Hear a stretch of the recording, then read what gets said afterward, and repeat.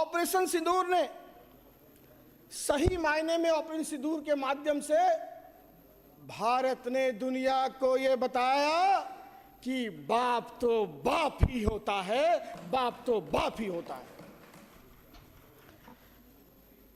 चाहे अटैक हो या डिफेंस हो, दोनों में ही प्रभावी रहे।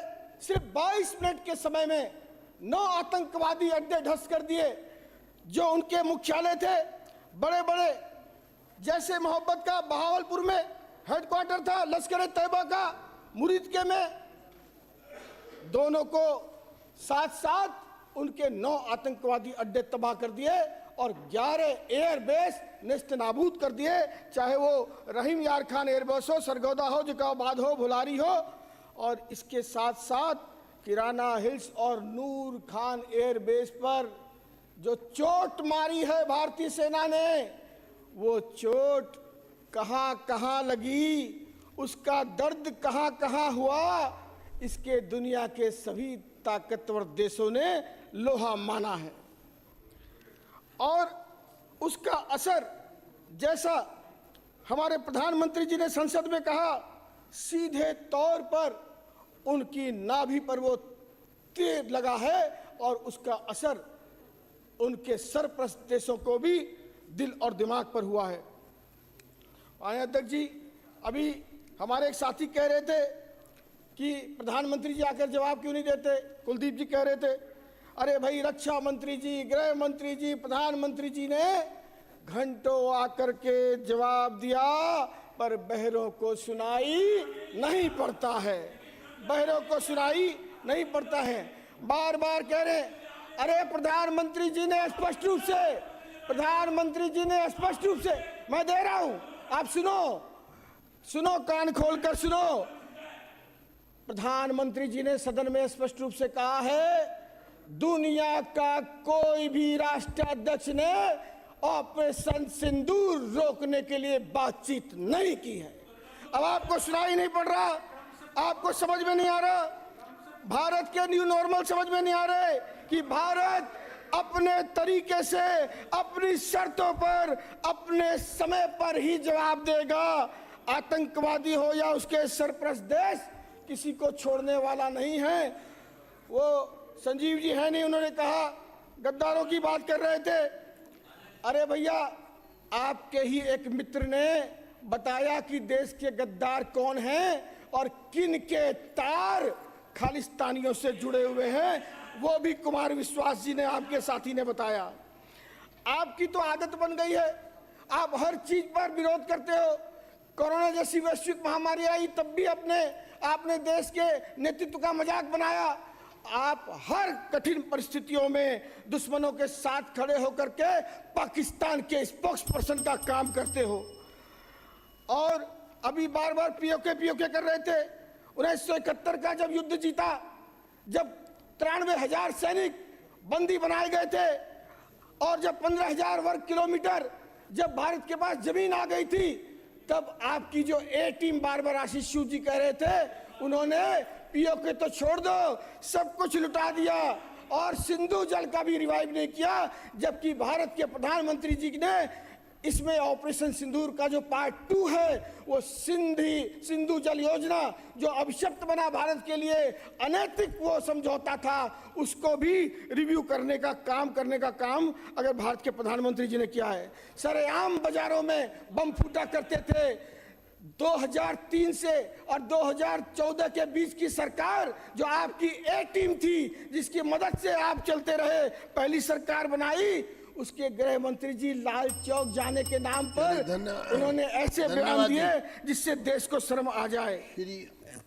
तो आपने कहा, घंटी 2 बार बज गई, बहुत कुछ कहना चाहता था, सिर्फ एक बात कहकर अपनी बात को विराम करता हूं कि देखिए, वो समय था जब बुलेट प्रूफ जैकेट और ताबूत के लिए आप इंपोर्ट किया करते थे। भारत ने 2.5 लाख करोड़ से 6,81,000 तक का बजट बना करके और आज 2-2 lakh per year bullet proof jacket Bharat बना रहा है और 24,000 का एक्सपोर्ट कर रहा है। इन सब से आपकी आंखें चुंधिया गई हैं और देश के सम्मान को, गरिमा को चोट पहुंचाने का काम विपक्ष कर रहा है। मुझे लगता है ऑपरेशन सिंदूर के माध्यम से इस सदन ने जो धन्यवाद भारतीय सेना को और प्रधानमंत्री जी को दिया है, इसके पक्ष और समर्थन में हम सबको इस सदन से संदेश भेजना चाहिए।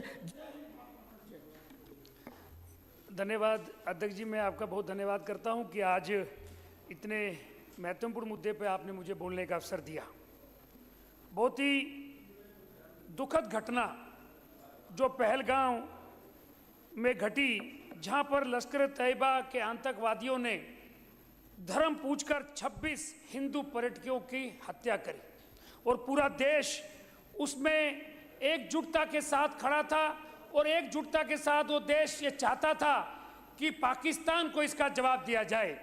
और मैं यहाँ इस सदन के माध्यम से माननीय प्रधानमंत्री जी को बधाई देना चाहता हूँ, सेनाओं को बधाई देना चाहता हूँ कि जो देश के अंदर जब ये मन में ये थी कि उनको जवाब देना चाहिए, वो जवाब 7 मई को ऑपरेशन सिंदूर के माध्यम से 26 मिनट के अंदर उनके आतंकवादी ठिकानों को हमारी क्रूज मिसाइलों ने और ड्रोन स्ट्राइक से उनके अंदर पाकिस्तान के अंदर घुस के पाकिस्तान के अंदर जो हमला किया, वो अपने आप में एक बहुत बड़ी बात थी। उसके अंदर जो सबसे खास बात थी, आतंकवादी ठिकानों पर हमला किया गया।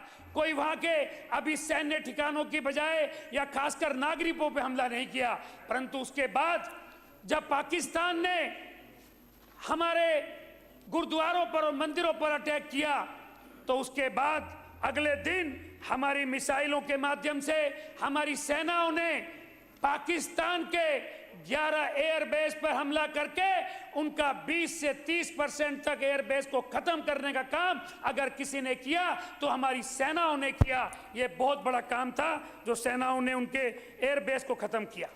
साथ ही मैं बोलना चाहता हूं कि जो आतंकवादी जिन्होंने ये काम किया था ऑपरेशन महादेव के माध्यम से, उन आतंकवादियों को हमारी इंडियन आर्मी, सीआरपीएफ और जम्मू कश्मीर पुलिस ने उन आतंकवादियों को ढूंढकर दाची गांव के जंगलों में मुठभेड़ में सुलेमान जो पाकिस्तान का नागरिक था, जिब्रान और हमजा जो अफगानी था, उसको पाकिस्तानी आईडी कार्ड के साथ मिले और उनको मारा, जिससे कि पूरा का पूरा बदला उन आतंकवादियों से लिया गया। मैं एक बात और कहना चाहता हूं, हमारे जो सामने बैठे हमारे विपक्ष के साथी हैं जो सेना की तारीफ कर रहे हैं बीच बीच में, परंतु क्वेश्चन मार्क भी उठाते हैं सेना के ऊपर। मैं कहना चाहता हूं, यह सेना हमेशा से अच्छा काम करती है। सेना इस देश के लिए गर्व की बात है, जिन्होंने हमेशा देश की रक्षा की है। परंतु जब मुंबई पर अटैक हुआ तो जो पार्टी उस टाइम पर सत्ता में थी, जिसके समर्थन से आपने भी सरकार चलाई है, तो उस टाइम में हमने सिर्फ बातें की थी, हमला नहीं किया था। इससे पहले भी 2 बार सर्जिकल स्ट्राइक माननीय मोदी जी प्रधानमंत्री जी के रहते हुए हमारी सेनाओं ने करी। और अभी जब पहलगांव का मुद्दा आया तो उनके घर में घुस के, चाहे आतंकवादी ठिकाने हो चाहे उनके एयरबेस हो, उनके घर में घुस के जवाब दिया। अगर इसका कारण जो है, सेना तो मजबूत है, पर सेना के साथ खड़े हुआ व्यक्ति जो प्रधानमंत्री नरेंद्र मोदी जी हैं, वो बहुत मजबूत सशक्त व्यक्ति हैं, जिन्होंने खाली इस देश के ही नहीं, इस संसार के सबसे मजबूत प्रधानमंत्री अगर मैं कहूं शक्तिशाली नेताओं में है तो कोई एक गलत बात नहीं है। पाकिस्तान को जो जवाब अभी दिया है, वो जवाब ये बोल दिया गया है कि ऑपरेशन सिंदूर बंद नहीं हुआ है। ऑपरेशन सिंदूर अगर उन्होंने कोई हरकत की तो उस हरकत का जवाब दोबारा से दिया जाएगा।